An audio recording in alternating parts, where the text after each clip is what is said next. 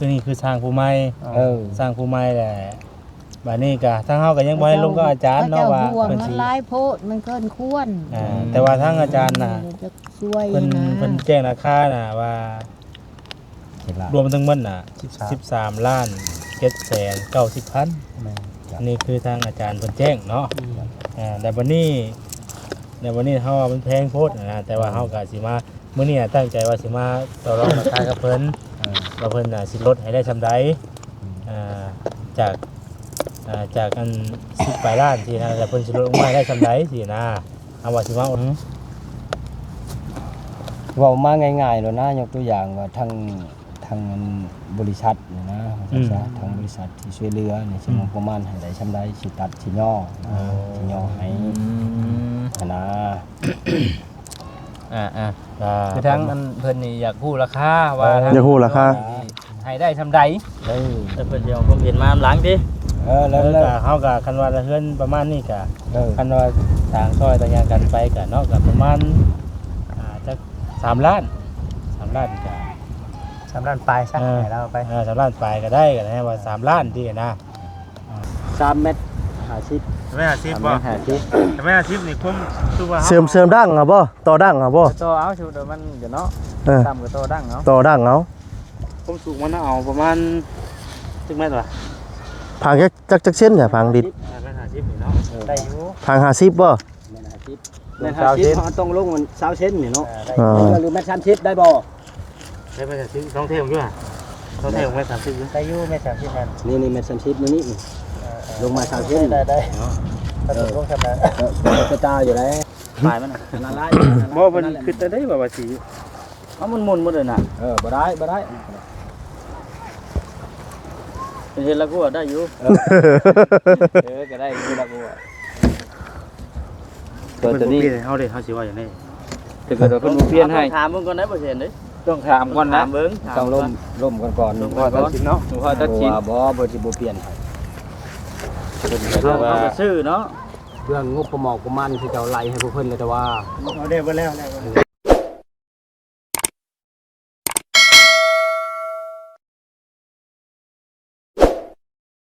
หัวหน้าเลยคืองบประมาณของทำได้ผู้ขายสิเป็นผู้บริหารให้คุณแต่ว่าบ่ได้อยู่น้ำกลุ่มเดียวกับทางอาจารย์บ่ผู้ใหม่ตัวนี้คือสร้างผู้ใหม่สร้างผู้ใหม่แหละบัดนี้ก็ทางเฮาก็ยังบ่ให้ลงกับอาจารย์เนาะว่าเพิ่นสิหลายโพดมันเกินควรแต่ว่าทางอาจารย์น่ะเพิ่นแจ้งราคาน่ะว่ารวมทั้งหมดน่ะ13ล้าน790,000นี่คือทางอาจารย์เพิ่นแจ้งเนาะแต่วันนี้เฮาว่ามันแพงโพดนะแต่ว่าเฮาก็สิมามื้อนี้ตั้งใจว่าสิมาต่อรองราคากับเพิ่นว่าเพิ่นน่ะสิลดให้ได้ซำใดจากอัน10ปลายล้านที่นะแต่เพิ่นสิลดลงมาได้ซำใดสินะเอาว่าสิมาอบรมกับเพิ่นมื้อนี้ในมื้อนี้แหละและมื้อนี้แหละเพิ่นมื้อนี้เนาะก็คือเฮามาแหละก็เพิ่นบ่ว่างบ่อาจารย์บ่ว่างบ่มื้อนี้จังหวะเห็นเพิ่นอยู่เฮือนบ่อยู่ตัวทักบอกเพิ่นดูบอกเฮาก็ทักบอกเพิ่นดูแต่ว่าเพิ่นบ่มาที่นะเพิ่นอ่านแล้วเพิ่นบ่ตอบเดี๋ยวอาจจะค่าเวียกเนาะไม่อาจจะค่าเวียกบ่ได้ว่าจังใดที่นะคันว่ายังบ่ทันได้มีแต่สิล้มทางนั้นไว้ก่อนแล้วก็ล้มกับอาจารย์พร้อมมาเพิ่นสิลดได้ทำไรเพิ่นสิเฮ็ดบ่เพิ่นบ่เฮ็ดก็เฮาก็ลงกับทางอันอ้ายเพิ่นต่อก็ได้เนาะเขาว่าเฮาในที่เฮาอยากจ้างก็คือบ่ได้เนาะนึงเด้อก็ดึงออกมาเองมันฮ้อนบ่เว้ามาง่ายๆแล้วนะยกตัวอย่างว่าทางบริษัทนี่นะทางบริษัทที่ช่วยเหลือนี่สิประมาณให้ได้ซำใดสิตัดสิย่อให้นะคือทั้งมันเพิ่นนี่อยากฮู้ราคาว่าอยากฮู้ราคาให้ได้ซำใดแต่เพิ่นสิเอาความเห็นมาหลังติแล้วเฮาก็คันว่าเฮือนประมาณนี้ก็คันว่าทางซอยต่างๆกันไปก็เนาะก็ประมาณจัก3ล้านก็3ล้านปลายซะให้เราไป3ล้านปลายก็ได้ก็ได้ว่า3ล้านที่นะเอาว่ามัน แพงเกินไปเฮาก็คือว่าแล้วงบเฮาก็บ่ได้หลายสินะ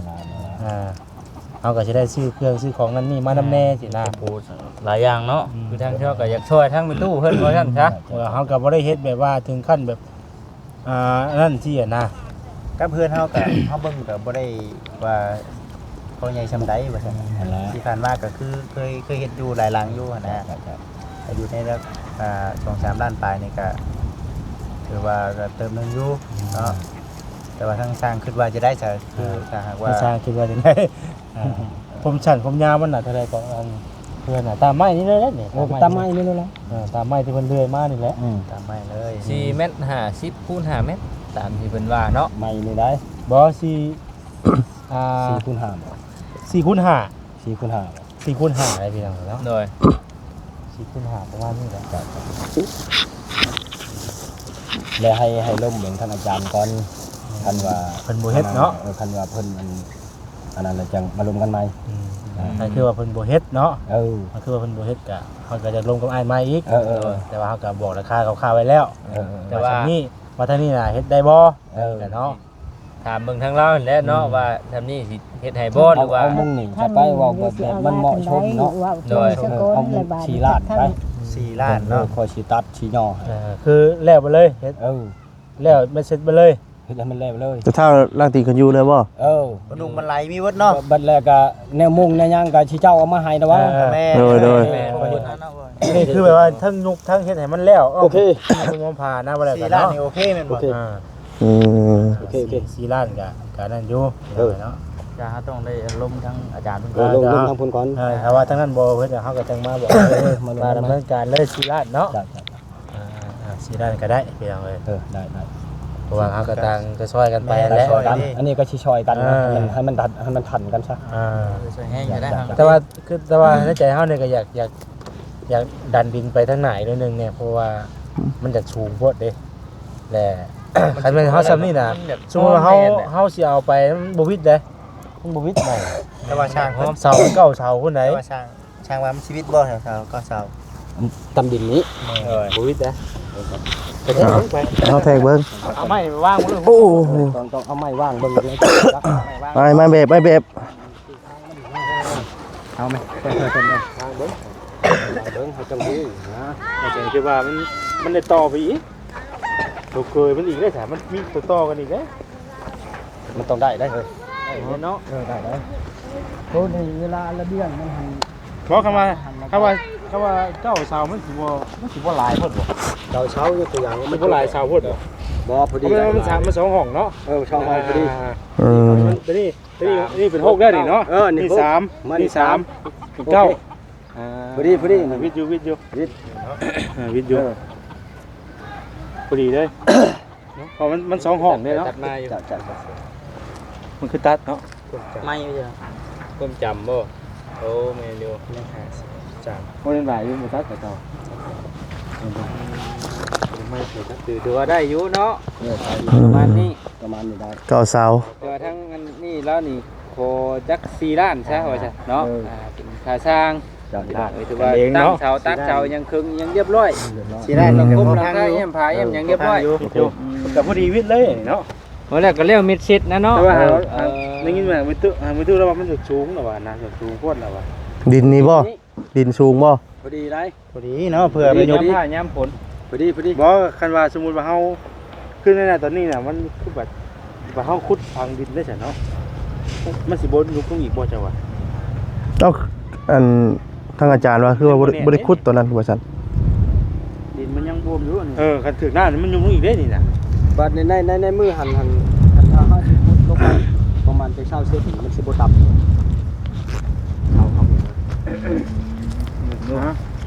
มันสิบ่ต่ำบ่ล่ะว่าได้ คำว่าขุดเนาะในกรณีที่ขุด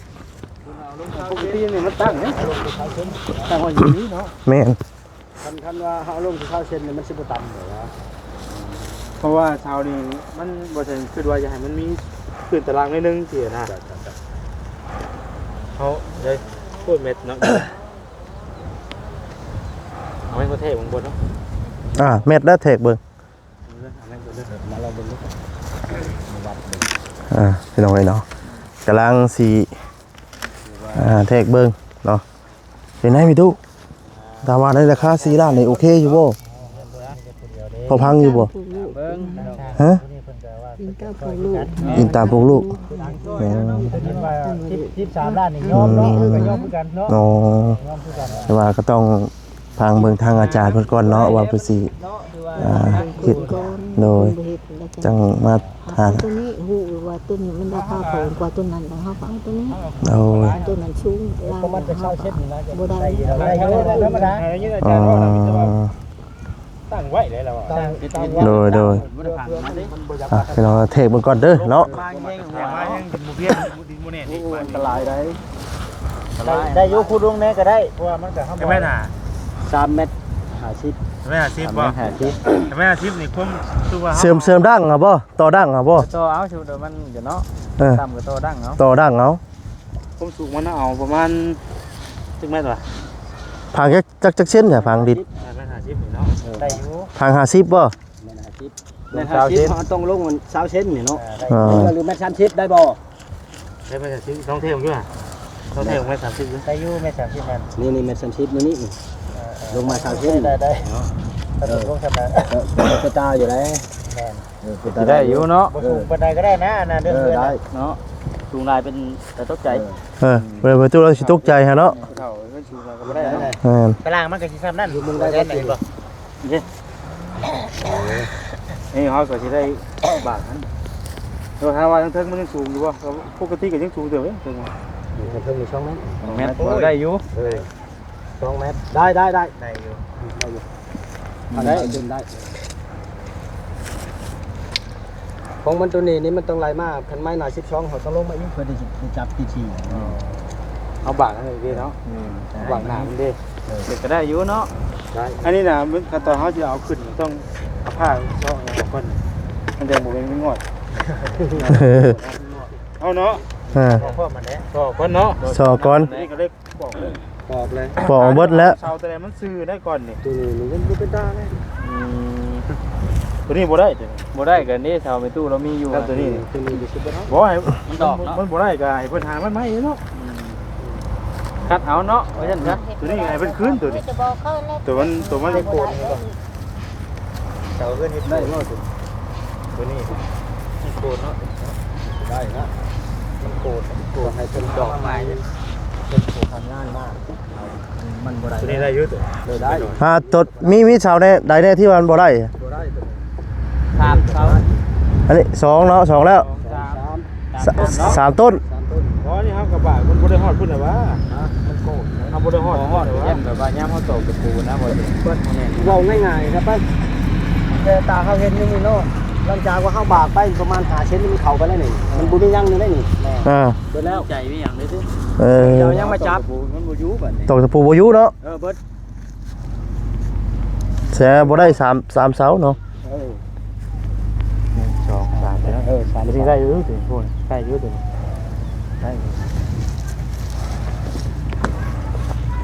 ได้ ได้6บ่ได้3 ทางอันบริษัทนี่ไปหลบกับเพิ่นให้เพิ่นเปลี่ยนเสามาให้แล้วเพิ่นหาเสามาให้แล้วจังคันที่เจ้ามาหลอบช่องแล้วจังมาลงต้นไม้เลย ตัวนี้ก็ให้เพิ่นเอามาคืนเลยว่าเฮา ใส่มันบ่ได้จะแม่นอักช่วง ว่าเฮามันก็ตัว นี่แต่ว่า มันบ่ได้แบบว่า มันติดต่อกันยากนะเนาะเจ้ามีโทรศัพท์อยู่บ่เอาเบอร์โทรติดต่อไว้ซะ 0 3 0 ใช่บ่จิต อ๋อได้ก่อนก็ได้ เดี๋ เดี๋ยว ยวยังเอาเนาะทั้ง เกิด ทั้งเงาเปลี่ยน3ต้นเนาะ เปลี่ยน3ต้น เสาเพื่อนถ้าเอาไม่โกนนี่มันบ่ถึก โยงมันก็บ่ได้แล้ว บ่ได้ บ่เฮาตอนที่ว่าเฮามาเบิ่งตอนมื้อนั้นน่ะมันก็ ถึงวันนึงมันได้ นี่มันก็ตรงนี่ตัวนี้บ่ได้ เอาบ่เสร็จนะมีจักเสาบ่ได้เอาลองเบิ่งดู แสดงว่าสิเช้าถ้าว่าเสร็จ บ่ตัวนั้นนี่ ตัวนี้ได้บ่นี่ บ่ได้ ตัวนี้ก็บ่ได้เนาะนี่ 1 2ตัวนี้1 ตัวนี้เนาะ บ่มันคือเสาเนี่ยทั้งหมดนี่มัน12บ่ได้บ่ บ่เก้าเช้า 8 9น่ะเนาะ คันว่าเอาอ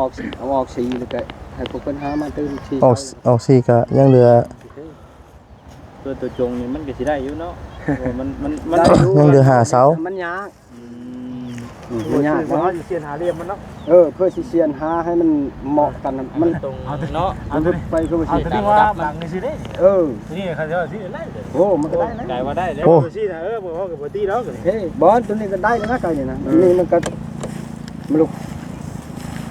เว้ยสายเว้ยครัวอยู่เลย เขา ติ มันแปลงยาก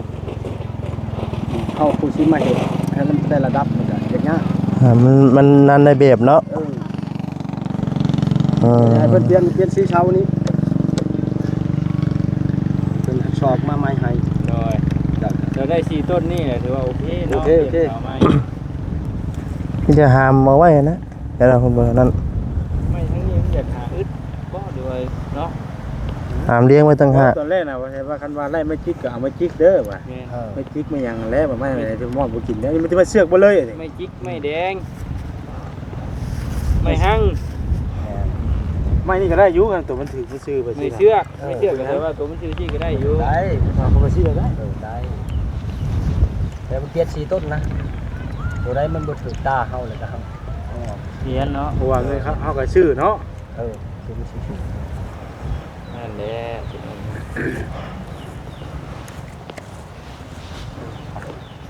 คือว่าสร้างเขาก็มีแล้วคือเอาไปเนาะแต่ว่าเขาก็ต้องปรึกษากับ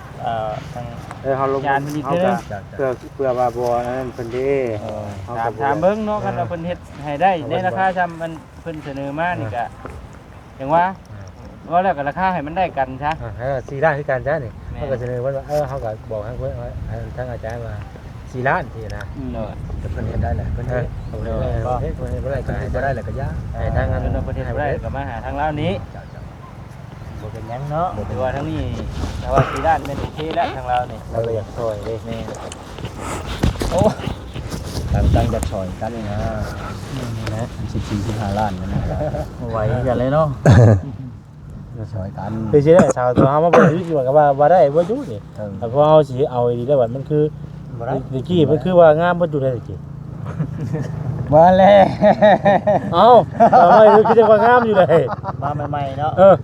สิได้ เอ้าก็จังว่าบ่ได้ได้เป็นหยัง ว่าแล้วผัดบ่ได้ดำเบิ่งอย่างทักแน่เนาะ บ่ได้เบิ่งละเอียด บ่ได้เบิ่งละเอียด เอาเรื่องละเอียดเด้เขาคิดว่ามันโอเคแหละเพิ่นยังเอามาให้ว่าซั่นจ้ะ ในเรื่องเสาเนาะ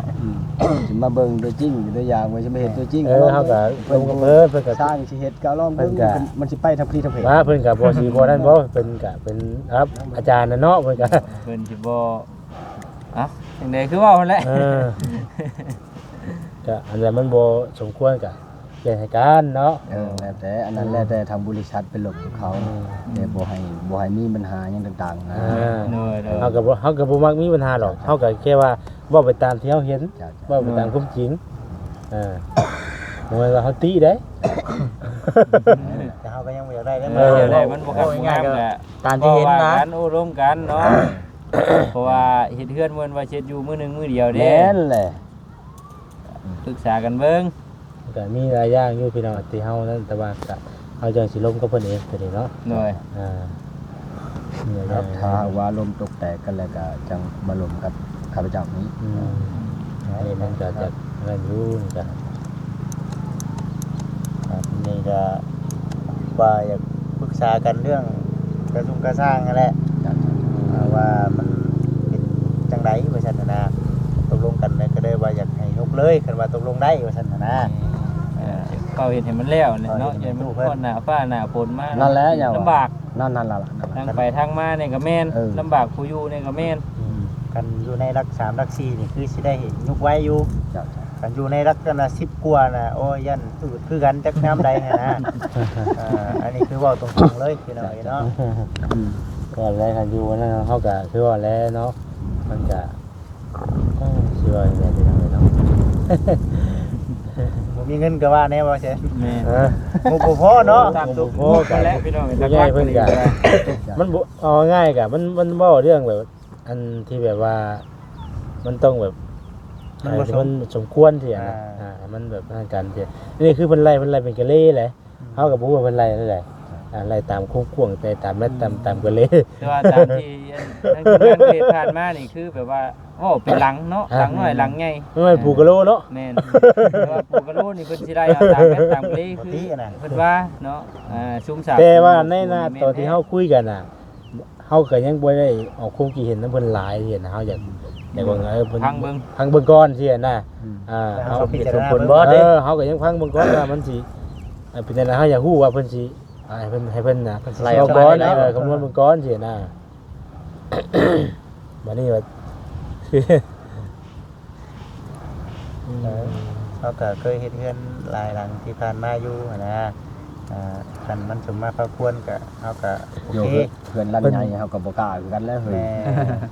กัน เพราะว่าก็เห็นทั้งทีมงานเฮ็ดหลายหลังผ่านมามันก็ราคามันก็บ่ซ้ำนี่นะ นั่นแหละ เพราะมันก็หลังใหญ่กว่านี้อยู่เนาะว่าเห็นเนาะก็ราคาก็ยังบ่ถึง ตัวอย่างว่าเฮาถึงคันกบคันยังก็ห้อยมันก็เว้าไปนำไม้โลแล้ ไหนเนาะ อย่างกันน่ะ เฮาก็มาเบิ่งเห็น เฮาก็เฮ็ดพออยู่ตู้เพิ่นนั่นแหละ แล้วก็คิดว่าตัวใดมันสมควรใช้ก็ใช้ตัวใดมันคิดว่า ไปแล้วเลยความสูงมันก็จะได้สิบ่ซ้ำบ่นี่ นั่นแหละ หลังนี่จะว่าสิซ้ำนี่จักบ่ ปานนั้นแหละเปอร์เซ็นต์ ฮะ ซ้ำเพิ่นทางนั้นแหละ เนาะ เออ สู้เพิ่นดูจ้ะ 4คูณ5ชั้นนั้น 4คูณ ประมาณซ้ำนั้นเนาะ สิชั้นนั้น ซ้ำหลังนี้ ความสูงเด้ นี่ตัว ความสูงก็สิประมาณนั้นแหละ เก้าเสาเด้เพื่อน 5เดียวกันแล้ว เก้าเสาคือกันเห็นบ่ เอาล่ะมันสูงที่ไรเฮ็ดใหญ่ปานนั้นเพิ่นบ่อัน เอ้า4คูณ5ซ้ำนั้นพุ่นเลย 4คูณ5เป็นชั้นนั้นพุ่นเลย ผมเนี่ยตอนแรกนะว่าแซนกล้าไว้แหละว่าจะเอาแต่6เสานึงได้บัดนี้อาจารย์นับว่ามันบ่ได้แบบเพิ่นแล้วเพิ่นเลยว่าเพิ่นแต้มบ่ลังมาให้แหละแล้วโอ้เอาเพิ่มอีก9เสา เก้าเสาแหละคอยก็เลยเอา9เสาแล้วพอนะพอได้มันมีอันเสียไปหยังออกไปแล้วก็นั่งได้เลยเฮาก็เฮ็ดแล้วได้เลยจังบ่ได้เกาะหยังออกเสียนะเฮ็ดแล้วก็แล้วเลยเสียนะ คนเดียวเลยเนาะ ถ้าว่า6นี่ยังมียังสิมีเกาะอีกนะแต่เฮาเกาะแล้วมันมีออกเลยเด้มันก็แล้วเลยมันคือสิได้นี่มันก็แล้วเลยมันมีเสียมีหยังออกมาเลยเด้ ว่านั่นแหละ อันนี้ก็โอเคละพี่น้องเอ้ยเนาะ มีแต่นั่นแหละมีแต่ว่าเดี๋ยวสิลมกับอาจารย์เพิ่นก่อนบ่เป็นหยังดอกเฮาเพิ่นบ่มามื้อนี้ก็เฮาลบมือโทรศัพท์ก็ได้เฮาก็มีช่องทางติดต่อเพิ่นอยู่เด้ แต่ว่าเฮือนก็บ่ได้ไกลแต่ว่า ไผอันนี้เหือนเรื่องชีวิตตองผู้อ่อนเฮือนแล้ว โอ้นั่นเด้เนาะบ่ยากดอกแคนอยู่ตลอดแล้วว่า อยู่ตลอดเองดอกนะบ่ได้จ้างช่างดอกเพื่อน สร้างกับมือเลย สร้างกับมือเองเลย ได้เนาะ เทพื้นก็ยังบ่แล้วใช่ไหมหั่นได้ทอได้ไปจับตีนเสาพมดิน เอาเด้หั่นเนาะ เพื่อนยังบ่แล้วอยู่เพื่อน ทำเฮ็ดในสิเฮ็ดกับไผในเฮ็ดจักคนครับ ประมาณ2คนนี่แหละ ปันกันคนละ2เนาะ แล้วพอได้จับไม่ช่วยกันเนาะ มาช่วยกัน คืออยู่ คันว่าเฮาบ่เป็นผู้เดียวมันบ่เป็นเด้ นะ อยู่ใกล้ว่างแล้ว เนาะ ได้อยู่ มีแต่สิลมตัวนี้บ่แรงนี่ลมกับอาจารย์ว่ามีอยู่3เสาสิให้เพิ่นเปลี่ยนให้เด้ออาจารย์ ให้เพิ่นเปลี่ยนมาให้เช่า4เช่า ตัวนี้อาจารย์มันบ่ได้ หามออกไปยัง บ่ได้อันน่ะ ตลาดสิเปลี่ยนเนาะหามออกได้ บนโบราณก็เป็นห้ามออกเนาะ หามออกไว้นอกเลี้ยงไว้ต่างหากเลี้ยงไว้ต่างหากเลยก็จะให้เพิ่นไปเปลี่ยนมาให้ใหม่ มันได้หา บ่4เช่าบางทีมันบ่ผ่านเด้อนี่ๆตัวนี้ก็บ่ผ่าน ต้องได้หามออกรถ เงี้ยกูเนาะ นี่ก็บ่ผ่าน มันลง ตัว นี่ นี้ก็บ่ผ่าน 4เสานี่นะ4เสา 1 ปีนเราเลย 3 4โอเค ปีนเสาเลย ได้4เสานี่ไหมนี่มันโอเคเนาะนี่ก็ตัวนี้ก็เนี่ยปลายมุ่นเบิดเลยปลายมันละลาย บ่เพิ่นคิดได้ว่าสิ เอามันมุ่นเบิดเลยน่ะ บ่ได้ เห็นแล้วกูได้อยู่ก็ได้คือละกูตัวนี้ เฮาเฮาสิว่าอย่างนี้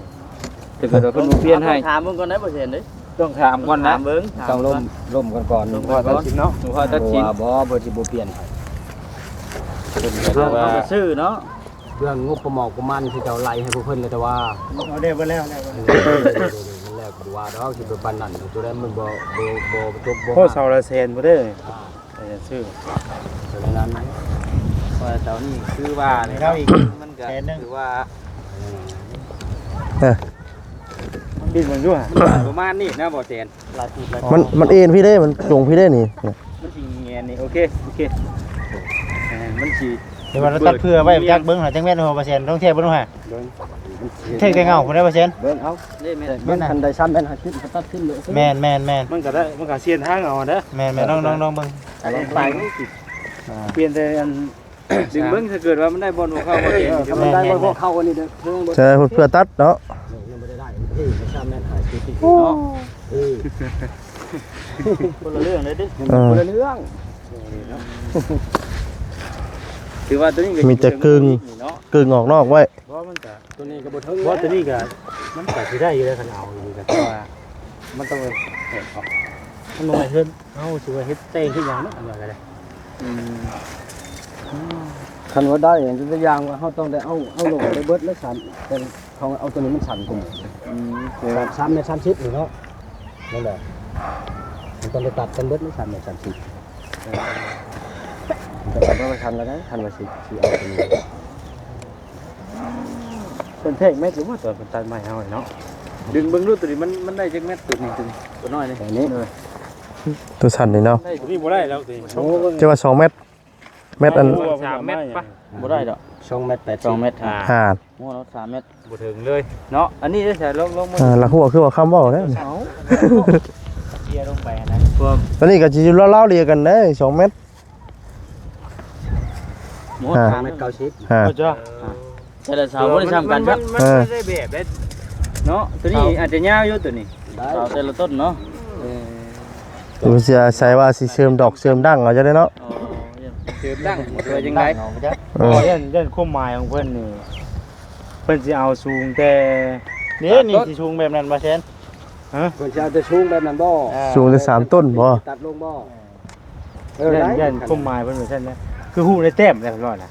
คือว่าง่ายกับผู้นึงออกแบบแต่ผู้นึงมาจัดเสาแต่มันบ่ซ้ำกันบัดนี้แต่เพิ่นสิเอาทดลงเองเพิ่นเดี๋ยวนะ 3ต้นนี่สิ3ต้นนี่เอามานะบ่ 3 ต้นนี่มันต้องอยู่